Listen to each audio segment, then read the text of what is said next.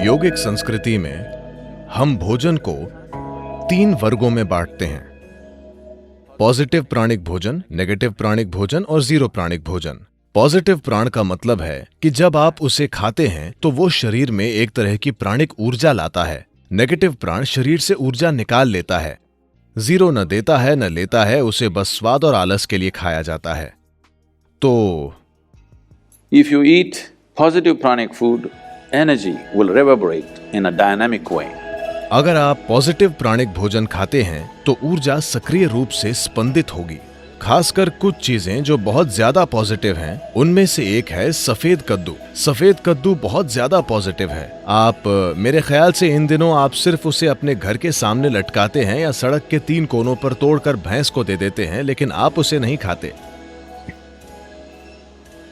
नहीं, इसे खाना चाहिए क्योंकि इस सब्जी में इतनी ज्यादा प्राणिक ऊर्जा होती है। आप उसे अपने घर के सामने लटकाते हैं ताकि वहां अच्छी ऊर्जा हो, लेकिन अगर उसमें इतनी ज्यादा ऊर्जा है तो क्या उसे अपने अंदर डालना अच्छा नहीं होगा?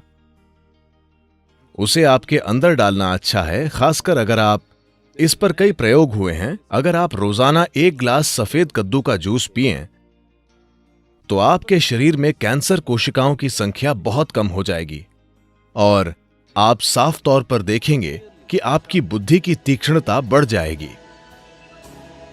खासकर बच्चों को सफेद कद्दू का जूस जरूर पीना चाहिए। रोज सफेद कद्दू खाने से आप साफ साफ देखेंगे कि आपका दिमाग बहुत स्पष्ट और तेज हो गया है।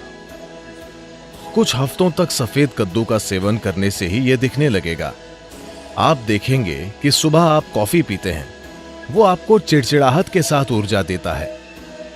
आप 1 गिलास सफेद कद्दू का जूस पिएं, वो आपको जबरदस्त ऊर्जा देगा। साथ ही वो आपको बहुत बहुत शांत भी रखता है। आप उसे जितना पी सकें उतना पीना चाहिए। लेकिन वे लोग जिन्हें अस्थमा है, जिन्हें आसानी से सर्दी खांसी हो जाती है, ऐसे लोग अगर सफेद कद्दू का जूस पिएंगे तो आपको तुरंत सर्दी हो जाएगी, क्योंकि ये शरीर को ठंडा करता है। अगर ऐसी समस्या है तो ऐसे लोगों को हमेशा सफेद कद्दू के जूस में थोड़ा सा शहद या काली मिर्च डालकर पीना चाहिए।